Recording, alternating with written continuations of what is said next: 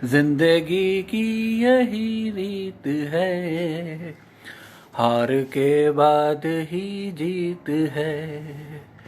थोड़े आंसू है, थोड़ी है खुशी, थोड़े गम है। हैप्पी दिवाली माय फ्रेंड्स, मेरे आवाज़ के दोस्तों। I am your favourite voice. आज शुभ दिवाली है। खाली दीपावली नहीं, आप सबसे थैंक यू भी कहना था। जो एक मैंने एक्सपेरिमेंट किया था, जिसमें मेरे यूट्यूब देखने वाली बहुत उसमें थी परेशानी में कि पता नहीं वो चले ना चले। कुछ उनके कारण, कुछ मतलब 70% उनके कारण, 30% आप सबके कारण वो वीडियो 1,500 व्यूज़ क्रॉस कर गया है। और जो बिल्कुल एक अलग तरीके का एक्सपेरिमेंट था। और 4,895 में जब वो 1,500 क्रॉस करता था तो खुशी होती थी, तब वो 3,500 4,500 क्रॉस करता था। पर जब 650 में भी 1,500 क्रॉस करता है तो एक संदेश जाता है फेसबुक को और बाकी जो लोग जेलसी में अकाउंट ब्लॉक करवा सकते हैं उनको, कि कंटेंट इज़ द किंग। मैं किंग नहीं हूँ और मैं हमेशा नया कंटेंट लाता हूँ।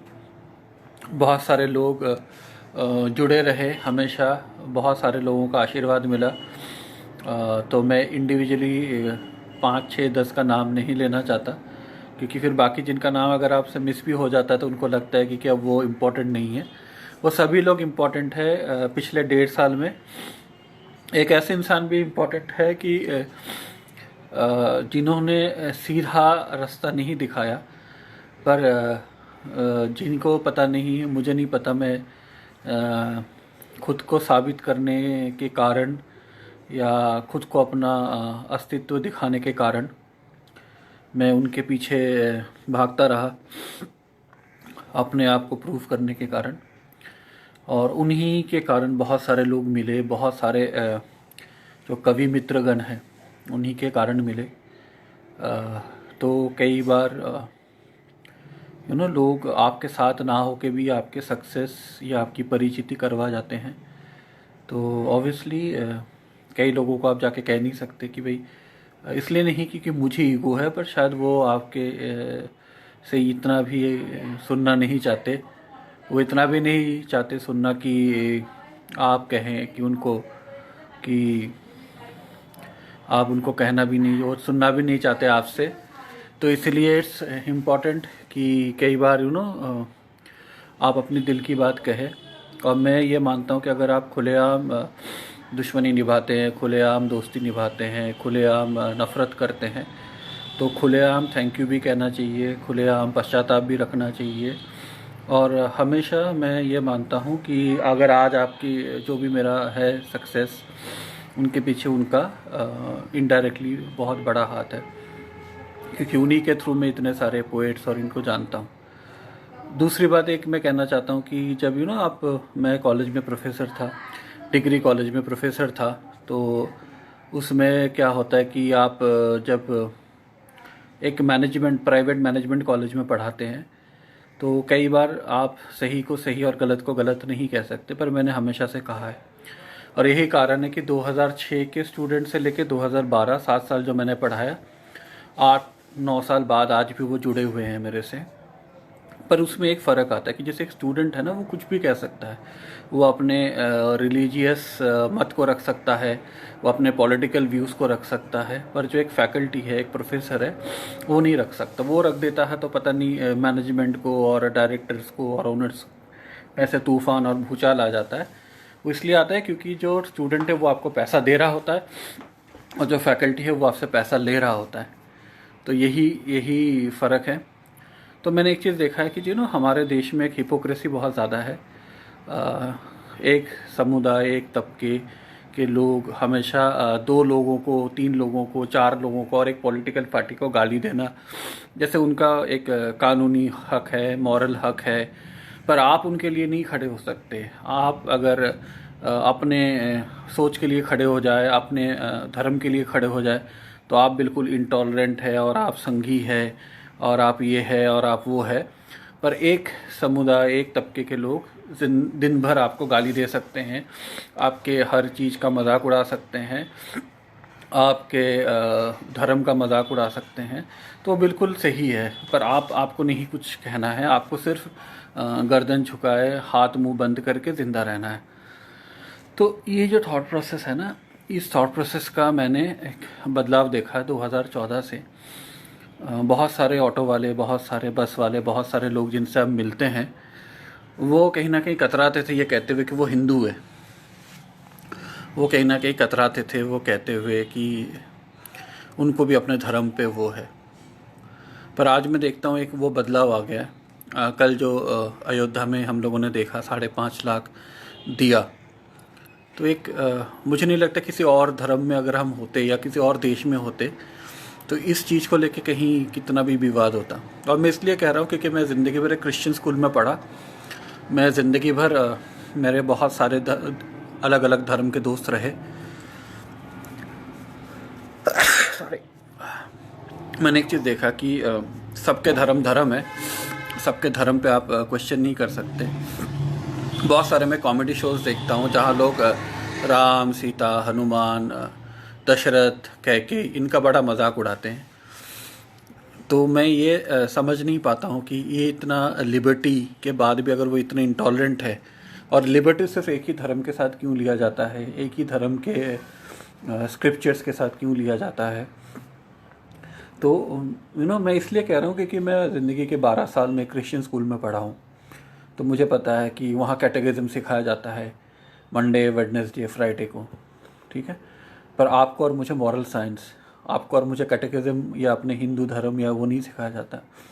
वहाँ छोटे बच्चों को, क्लास 5, 6, 7 के बच्चों को पिक्चर दिखाने में 10 कमांडमेंट्स दिखाए जाते हैं, उनको मोजेस के बारे में बताया जाता है, उनको बाइबल के बारे में पढ़ाया जाता है।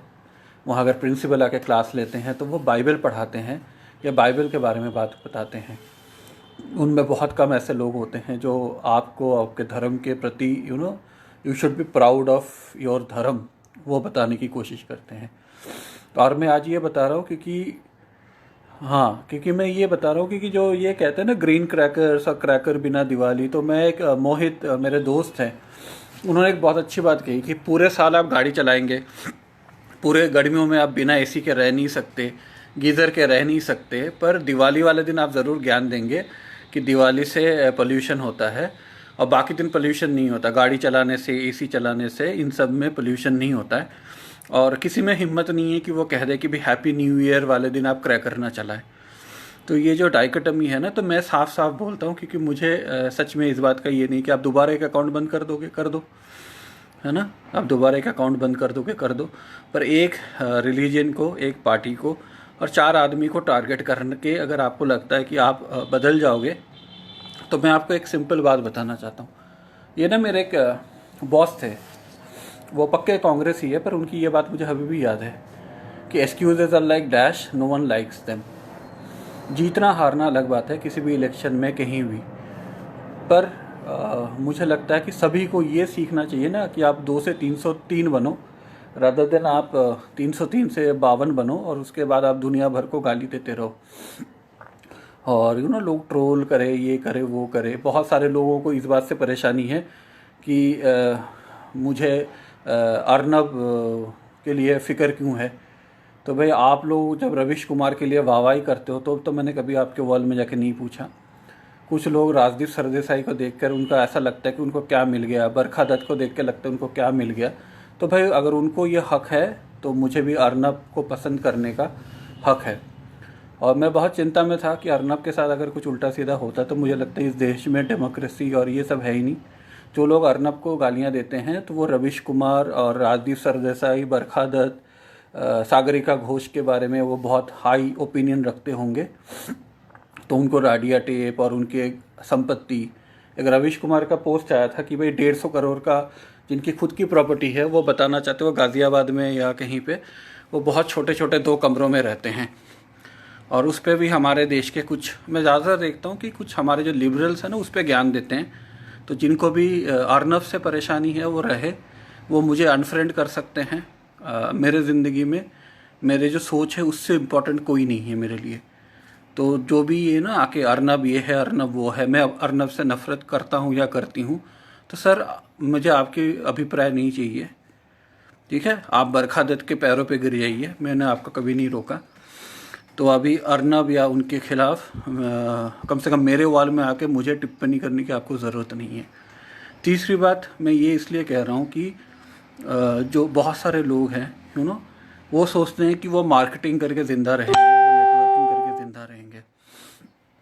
मैं ये मानता हूँ आप सिर्फ कंटेंट पे ज़िंदा रहते हैं, ठीक है। आप ज़िंदगी में कंटेंट पे ज़िंदा रहेंगे, और कंटेंट पे इसलिए ज़िंदा रहेंगे क्योंकि कंटेंट इज़ द किंग। मैं ये नहीं कह रहा कि बहुत सारे लोग रोज़ एक गज़ल लिख देते हैं और दूसरे दिन में एक गीत लिख देते हैं, तो उनमें कैपेबिलिटी होगी, मैं उनमें कोई वो नहीं कर रहा हूँ। पर मैं हमेशा मानता हूँ कि ज़िंदगी में जो जिस चीज़ पे आप जिस चीज़ को आप मानते हैं, जिस चीज़ के लिए आप दृढ़ है, उस चीज़ पे रहें। अब मैं आपको एक बहुत मज़ेदार किस्सा सुनाता हूँ कि जो मेरी एक राखी सिस्टर है, जो मेरी स्टूडेंट रह चुकी है, आसिया, या बहुत सारे मेरे दोस्त हैं जो पठान है, मुस्लिम है, और हमेशा से उन्होंने मुझे एक बात के लिए उन्होंने मेरी तारीफ़ की है कि मैं जो भी हूँ मैं आमने सामने हूँ, मैं पीठ पीछे वार करने वालों में से नहीं हूँ। तो इसलिए मैं ये सब इसलिए कह रहा हूँ कि मैं जो भी हूँ ना, कि कई लोगों को ऐसा लगता है कि ये ऐसे बिहेव क्यों करता है या इसके ऐसे वो क्यों है। तो मैं आप जो इतने मर्यादा में रहते हैं, कि आप सच में मर्यादित हैं? नहीं हैं। बहुत सारे लोगों को मैंने देखा है मेरे साथ काम करते हुए, गाड़ियों में तो उनका रामायण चल रहा है और आते जाते सारी लड़कियों की तरफ देखते रहेंगे, और जब तक वो लड़की क्रॉस ना कर जाए तब तक उसको देखते रहेंगे। आप उनके पास बैठे हैं, आपसे क्या बात हो रही थी वो रुक जाएगा, पर वो गाना रामायण चलता रहेगा। और सूट टाई पहनने से ही और बड़ी बड़ी बातें करने से ही कोई इंसान मर्यादित नहीं होता। हमारे देश में और एक एक बहुत अच्छा मिसकंसेप्शन है कि जो लोग मैरिड हैं वो बहुत रेस्पेक्टेबल है, ठीक है, और जो अनमैरिड है वो बिल्कुल किसी लायक नहीं है, उन पे भरोसा नहीं करना चाहिए। वो पता नहीं शराब की बोतल लेके सोते हैं और शराब की बोतल लेके जागते हैं। तो मैंने बहुतों को देखा है, मेल फीमेल बहुतों को देखा है, और एकेडमिक्स में ये बहुत ज़्यादा है कि लोग अपने फ़ायदे के लिए सब कुछ करते हैं। बहुत सारे इंटरनेशनल कॉन्फ्रेंसेस में ऐसे ऐसे लोग आते हैं जिनको ये पता भी नहीं उन्होंने किस चीज़ पे पीएचडी कर रखा है, सिर्फ उनके गाइड को पता होता है उन्होंने किस चीज़ पे पीएचडी कर रखा है। तो मैं आज ये सब ये इसलिए बता रहा हूँ कि जो लोग ये मॉरल हाई ग्राउंड लेते हैं कि वो बहुत ये है वो है, तो नाम के सामने डॉक्टर लगाने से ही कोई समझदार नहीं हो जाता, कोई अक्लमंद नहीं हो जाता, और ना लगाने से या अपने 20 फ़ोटो डालने से कोई नासमझ नहीं हो जाता। मैं इसलिए कह रहा हूँ क्योंकि इंडिया में डेमोक्रेसी है, फ्रीडम ऑफ एक्सप्रेशन है। मैं अपना पता है क्यों नहीं लॉक करता प्रोफाइल, क्योंकि मैं चाहता हूँ कि लोग देखें और लोग जले, ठीक है ना। क्योंकि बहुत सारे लोग जो आपके बारे में बात करते हैं, जो आपके फ़ोटो में अगर कोई लाइक कर दे उसका स्क्रीनशॉट लेके एक दूसरे को भेजते हैं कि देखो इसकी आंखों की तारीफ़ उसने कर दी, तो कहीं ना कहीं वो आपके फ़ैन है, कहीं ना कहीं उनकी ज़िंदगी इसलिए चलती है क्योंकि वो आपके फ़ोटो और आपके पोस्ट को एक दूसरे को शेयर करते हैं। उनमें से कई लोगों को मैंने ब्लॉक कर दिया है, 2 4 6 लोग इसलिए खाली रख छोड़े हैं भाई कि उनकी ज़िंदगी बिल्कुल बेमानी सी ना हो जाए कि मेरे वॉल पे जाके स्क्रीनशॉट लेके वो एक दूसरे को ना भेज पाए। दूसरी बात ये मैं एक चीज़ हमेशा कहना चाहता हूँ कि हम सब जानते हैं लोग मतलबी होते हैं, जिसको जिससे फ़ायदा होता है या जिसे जिसे लगता है कि अच्छा ये चढ़ता सूरज है, उसी तरह बहुत सारे लोग बहुत सालों के बाद मेरे से जुड़ गए। उसमें से बहुत सारे लोग क्योंकि वो मैं ये नहीं कहूँगा वो बेवकूफ़ हैं, शायद वो ईमानदार है, वो कह देते हैं फ़ोन करके आप तो अब मशहूर हो गए। तो सर मैं वही हूँ जो मैं 2011 में था, मैं 2006 में था, 2018 में था, मैं 2020 में था, 2015 में था। मेरे अंदर कोई फ़र्क नहीं आया। उतना ही ज़िद्दी हूँ और उतना ही सशक्त हूँ अपने ओपिनियंस पे। तो मैं ये कहना चाहता हूँ कि जिन लोगों को लगता है कि अगर मैं सक्सेसफुल हो गया तो वो मेरे से टच में रहेंगे, तो सर इतना समझ तो मुझे भी है कि आप इतने सालों तक टच में नहीं रहे। बहुत सारे मेरे स्टूडेंट्स जो मेरे भाई जैसे हैं अब भी रहते हैं, अब भी तो मुझे इतना पता है कि भाई वो मेरे साथ हैं। ऑब्वियसली कोई किसी से रोज़ बात नहीं कर सकता, कोई किसी को रोज़ हेलो हाय गुड मॉर्निंग नहीं कह सकता, बहुत सारे लोगों को इस बात से भी एतराज़ होता है कि गुड मॉर्निंग मैसेजेस क्यों होती है। कई बार ये आपको बहुत हेल्प करती है ज़िंदगी में फ़ाइट करने के लिए, ज़िंदगी में रिवाइव करने के लिए। आपको लगता है कि हाँ कोई इंसान है जिसको आपकी फ़िक्र है, तो जो लोग ये good morning good night messages का मजाक उड़ाते हैं, पता नहीं ये उनकी सोच है, वो शायद बुद्धिजीवी होंगे। मैं बुद्धिजीवी नहीं हूँ। मुझे लगता है कि किसी भी इंसान का जो आपके साथ हो, कितनी ही देर साथ हो और निस्वार्थ आपके साथ हो, उसका हमेशा रिस्पेक्ट करना चाहिए। क्योंकि कोई भी इंसान ऐसा कुछ नहीं होता वो किसी को कुछ दे सके, किसी से कुछ ले सके, किसी से कुछ छीन सके। मुझे लगता है कि सब कुछ जो ना एक फंक्शन ऑफ टाइम है। कुछ लोग आपके पास आएंगे, कुछ लोग आपसे दूर जाएंगे, और कुछ लोग कहीं ना कहीं आके आपके लिए कुछ कर जाएंगे इनडायरेक्टली। जैसे एक इंसान मेरे ज़िंदगी में जब आए, जब मुझे खुद भी नहीं पता था कि मैं हिंदी में लिखना चाहता हूँ कि नहीं, या मैं किसी फोरम में कहना चाहता हूँ कि नहीं। शायद उनके पीछे भागते हुए मुझे फोरम्स मिल गए, मुझे लोग मिल गए, आज जो भी हो 60 70 80 90 कवि वगैरह जानते हैं मुझे। फ़ोन करता हूँ तो फ़ोन उठा लेंगे वो, तो इतना ही बहुत है। तो ये भी एक तरफ से किसी की मदद ही है, डायरेक्टली नहीं इनडायरेक्टली सही। तो मैं आज आप लोगों को लगता होगा कि दिवाली वाले दिन ये कड़वी बातें, क्योंकि ये कड़वी बातें इसलिए क्योंकि मैं एक मानता हूँ कि जो सिलेक्टिव फ्रीडम है ना, selective freedom of expression, selectively लोगों को गाली दे के वाहवाही लूटना, और आप किसी की तारीफ़ नहीं कर सकते, आप किसी के लिए खड़े नहीं हो सकते, आपको डर नहीं हो सकता कि भाई अर्नब गोस्वामी को मारा जा सकता है, आप मास रिपोर्टिंग कर सकते हैं। तो सर आप कितने बार रिपोर्ट करोगे? आप फेसबुक में रिपोर्ट कर दोगे, अगली बार शायद मैं फेसबुक आईडी बनाऊँ ही नहीं। यूट्यूब ब्लॉक कर दोगे, पर किसी दिन अगर मैं सच में मंच में आ गया, स्क्रीन में आ गया, तब क्या कर लोगे आप? तो ये मैं इसलिए बता रहा हूँ कि आप मेरे से प्लेटफॉर्म्स छीन सकते हो, आप मेरे अंदर के जज्बे को नहीं छीन सकते, आप मेरे अंदर के मेहनत को नहीं छीन सकते। ये जो कंटेंट था ये बिल्कुल ब्रांड न्यू कंटेंट था, मैं हमेशा से कहता रहा हूँ, और बिल्कुल ऐसा नया कंटेंट था। तो उसको भी अगर 1500 लोग देख रहे हैं तो सब तो मेरे जान पहचान के है नहीं। बहुत सारे इस बार कवि मित्रगण जुड़े हैं कि जिनको मैं जानता ही नहीं था। उन्होंने इसलिए एक्सेप्ट नहीं किया क्योंकि मेरे अंदर कुछ ख़ास बात है। उन्होंने इसलिए एक्सेप्ट किया कि शायद मेरी पहुंच या नाम उन तक पहुंची है। और लास्ट एक चीज़ कहना चाहता हूँ, आप सभी का शुक्रिया। बहुत सारे लोग कहते हैं कि वो वाला लाइव करो एक्टर्स के बारे में, मतलब बहुत सारे लोग, मतलब मेरे टीम के लोग भी कहते हैं। पर मैं आप सबसे एक ही बात कहना चाहता हूँ कि मुझे वो कमेंट्री जो है ना, आप किससे कितने बात कर लोगे किसी के बारे में। मैं अपनी बातें करना चाहता हूँ, अपनी चीज़ निकाल के लाना चाहता हूँ। मैं चाहता हूँ कहीं ना कहीं मेरे अंदर जो कलाकार है, अच्छा बुरा जो भी है, वो निकल के आए, वो दिखे। मैं ये मानता हूँ, एक सिंपल बात कहना चाहता हूँ आप लोगों को हैप्पी दिवाली कहते हुए। मैं 10% टैलेंटेड हूँ, मैं 100% मेहनती हूँ, और मैं 75% ट्रायर हूँ। ट्रायर मतलब कि मैं उस चीज़ पे बैठ के सोचता रहता हूँ कि उस चीज़ को कैसे और अच्छा किया जाए। तो सिर्फ टैलेंट हार्डवर्क से नहीं, उसके ऊपर दिमाग लगाना पड़ता है। मुझे ये लगता है कि जो मेरी सिंप्लिसिटी है, दिन को दिन और रात को रात कहने वाला, यही सबसे अच्छी बात है। और मुझे लगता है यही चीज़ लोगों को पसंद आता है।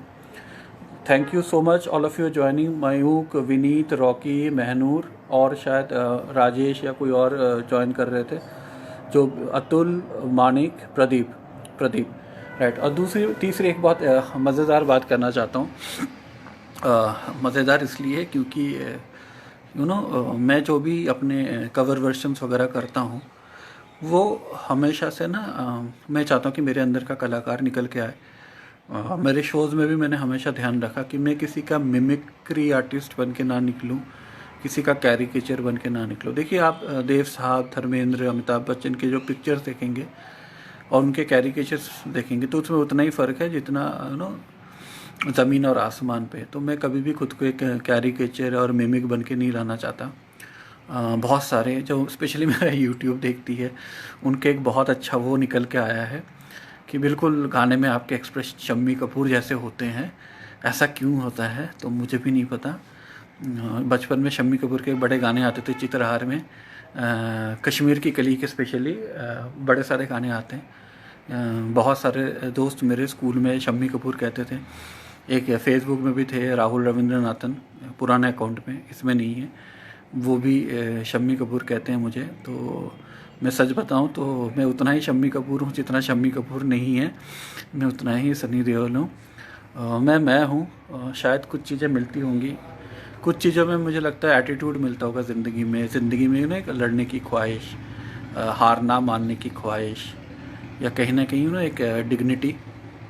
पिछले कुछ दिनों से मैं खुद को बड़ा एक बात के लिए पसंद करता हूँ कि मैंने एक चीज़ में बड़ा डिग्निफाइड वे में मैंने बिहेव किया। और मुझे लगता है कि ज़िंदगी में आप किसी से प्यार करते हैं, उसे पाना चाहते हैं या खोना चाहते हैं, वो अलग बात है।